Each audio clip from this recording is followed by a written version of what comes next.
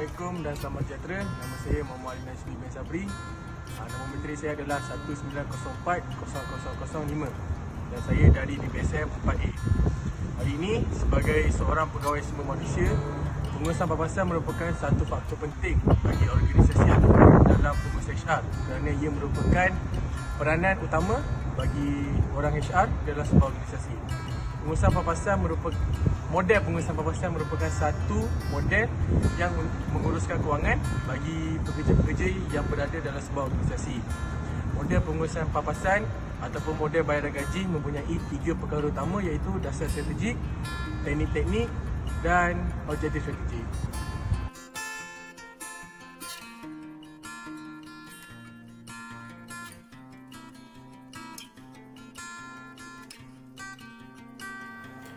Dasar strategik yang pertama adalah kesejajaran, di mana teknik yang digunakan dipanggil struktur dalaman.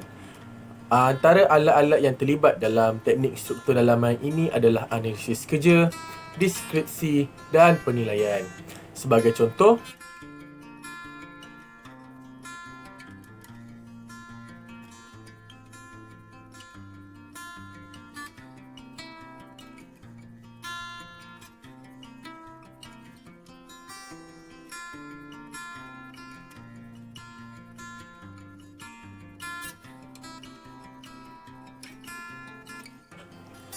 keterangan yang boleh dibuat daripada situasi tersebut adalah walaupun mereka berdua mempunyai profesi kerja yang sama iaitu sebagai seorang guru tetapi gaji yang berbeza disebabkan oleh guru B merupakan guru pada mata pelajaran subjek ekonomi manakala guru A bagi mata pelajaran bahasa Melayu.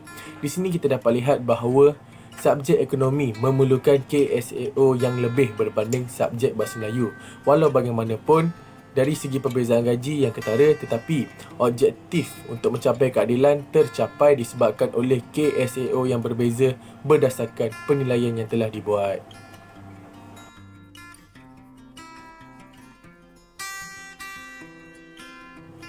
Dasar strategi yang kedua adalah persaingan, di mana di dalam dasar ini teknik yang digunakan pakai adalah teknik struktur gaji. Di dalam teknik struktur gaji, antara jenis alatan yang digunakan adalah definisi pasaran, kajian atau survey dan garis-garis dasar. Sebagai contoh,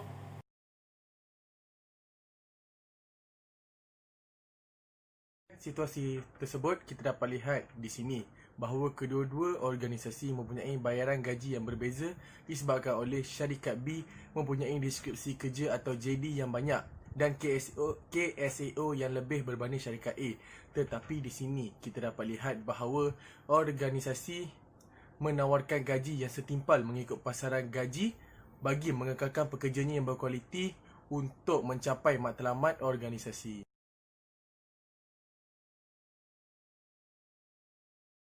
Dasar strategik yang ketiga adalah sumbangan, di mana teknik yang digunakan dipanggil program insentif. Jenis alat yang digunakan bagi teknik program insentif adalah asas senioriti, asas prestasi dan juga garis panduan merit.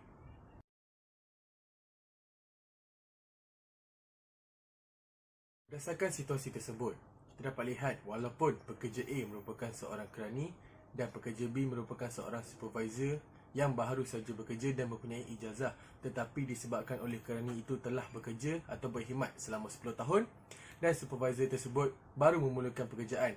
Ia merupakan sebagai satu tanda penghargaan dari majikan kepada kerani tersebut kerana telah berkhidmat dalam tempoh yang lama dan menunjukkan prestasi yang cemerlang tanpa ada sebarang pelanggaran dari segi undang-undang dan piawai organisasi.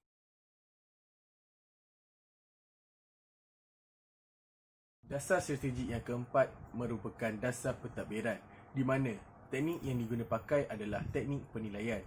Jenis alat yang digunakan dalam teknik penilaian adalah perancangan komunikasi dan juga belanjawan alatan organisasi. Untuk keterangan bagi dasar pentadbiran adalah setiap perbelanjaan yang hendak dilakukan oleh organisasi seperti bayaran bonus, bayaran OT dan kola. Haruslah dibuat perancangan mengikut kemampuan dari segi kewangan sesebuah organisasi tersebut. Oleh itu, segala perancangan yang telah diputuskan haruslah dibuat dan diberitahu kepada pekerja berdasarkan perancangan yang dibuat.